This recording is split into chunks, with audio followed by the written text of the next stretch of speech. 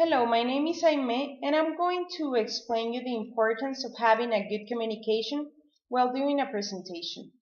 It is important while you're presenting a topic for an audience to have a clear idea of what you're trying to explain to them, because no one has the same thoughts as you, so it's necessary to research on the type of audience you are going to work with, so you can explain to them in a way they can understand what you're saying.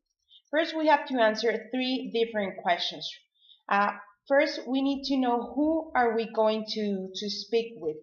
We need to know the audience to see if we can get a specific type of information so they can understand it. Then, what are we trying to inform them or to present them? And then the last one is where are we trying to get that information for them? What are we looking for in this type of presentation? There are different types of presentations that we have studied along the course, and it is also important to note that you can combine different types of presentations into one so they can serve you as the same purpose. Adapting your content to your audience is something that must be done if you want to be an effective presenter or an effective speaker. On every presentation, the speaker needs to have certain communication skills. First, the speech has to be credible, so the person who's giving the speech can be energetic, so he can get the audience attention. There are 7 habits the speaker needs to have or to know while presenting something to an audience.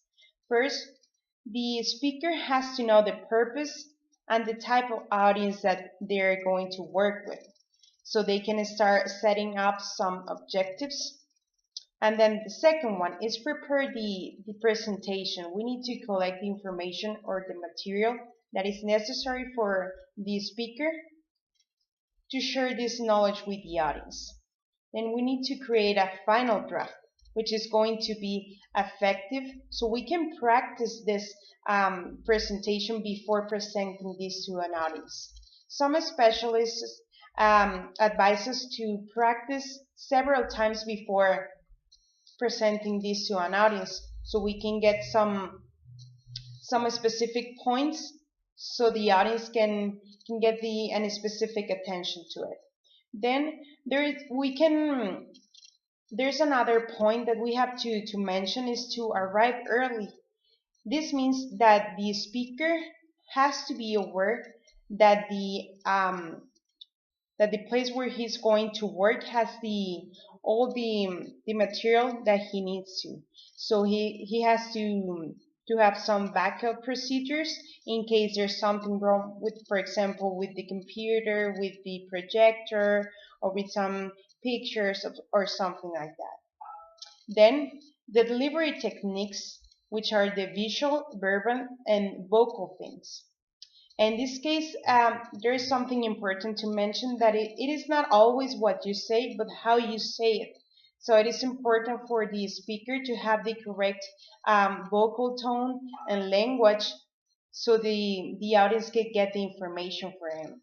And then finally, we can have the handle questions and answers with tact. In this case, the speaker has to research deeply into this topic so he can be prepared to answer some questions with the correct answers so the audience can get the information complete. Speaking of audiences, there are different types of it. So the first one is the unaware audience. They have little or no information on your topic, so in order for them to understand you, you will have to provide them some background information so they can be aware of this topic. Then the second type is the indifferent one. This is when the audience may know a little something about the topic you are presenting, and they might not be interested at all in learning more about this topic. Then we can find the favorable, which is the easiest one, but sometimes most speakers can get confused because on this type of audience, they already know about this topic, so the speaker or the presenter has to provide them some new information so they can be interested on that type of information.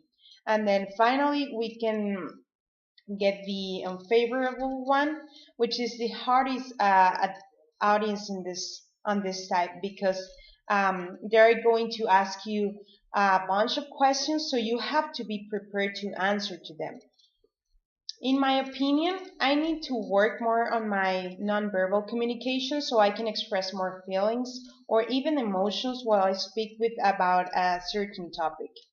Also, it is important for me to practice my speech before presenting because in this case, I can avoid some common mistakes like fast breathing or sometimes I speak very fast if I'm nervous, and that might affect the presentation. I believe if I keep trying with different topics and practicing them, I can improve my skills regarding my speeches or my presentations. It is important to have some graphic elements of a presentation so the public or the audience can feel attracted to that presentation.